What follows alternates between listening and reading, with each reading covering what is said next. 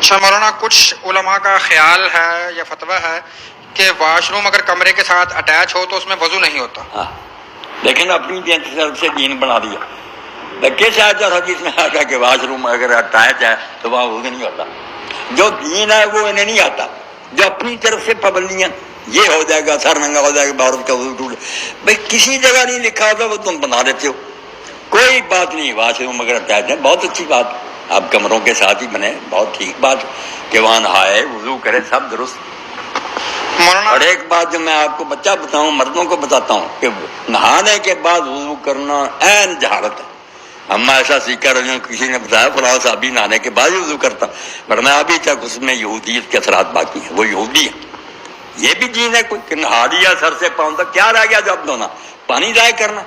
اب بس یہ کرو کہ جہاں کوئی نجاست لگی ہے استنجا کرو، ٹھیک، منہ میں پانی ڈالو، ناک میں، سر سے پاؤں تک پانی بدن پر بہارو، تسلی ہو کہ کوئی ایسا خشک نہیں رہ گیا، ٹھیک ہی ٹھیک ہے، نمازیں پڑھو، جو چیزیں کرو۔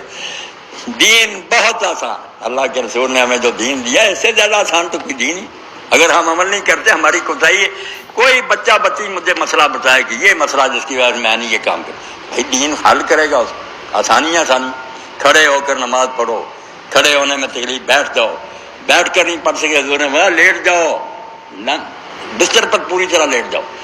اب مشرق کی طرف سر کرو، تھوڑا سا سر آرام ہوتا، اور پاؤں کعبہ کی طرف کرو۔ تم بےزتی کے لیے نہیں کر رہے، تمہاری مجبوری ہے، تاکہ تم کعبہ شریف کی طرف دیکھ رہے ہو، سر ذرا اونچا، اللہ اکبر کہے نا، لیٹے لیٹے سر تھوڑا سا نیچا کر رہی ہے، اس سے تھوڑا سا سجدے رکوع۔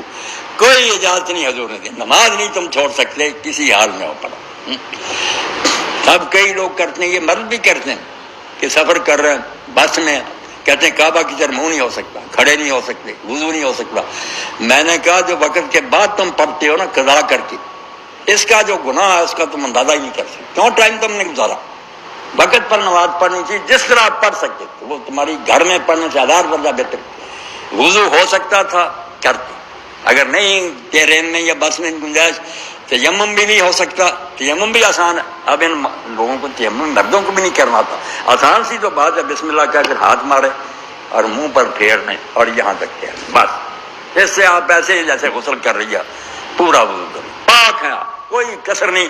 اگر یہ بھی نہیں موقع کہ مٹی بھی وہاں نہیں، پانی بھی نہیں، اس کو فاقد الطہورین کہتے ہیں کہ ایسا آدمی جس کو دونوں پاک کرنے والی چیزیں نصیب نہیں، نہ پانی نہ مٹی، ایسا آدمی بغیر کچھ کیے نہ تیمم کرے نہ، وقت ہو گیا اللہ کے سامنے سر جھکا، کھڑا نہیں ہو سکتا۔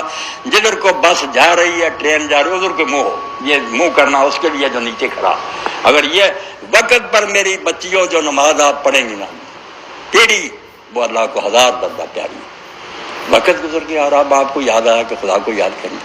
اس لیے کوئی ایسا مسئلہ نہیں کوئی بتا سکتا جس کی وجہ سے کہا کہ میں نے اسے قضا کری۔ کیوں قضا کی؟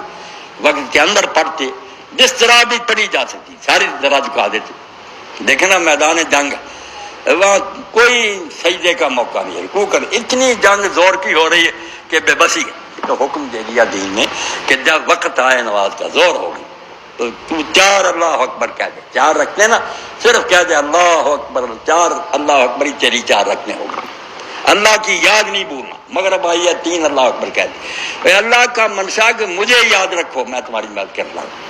اس کے لیے یہ جو نا وضو، کعبہ، یہ تندرستوں کے لیے جو زمین پر کھڑے ٹھیک ہے، مگر جب ایسے لوگ سفر میں، سیٹ میں، وہاں بیٹھے بس اللہ اکبر کیا کریں، اشارے سے پڑھ لیں،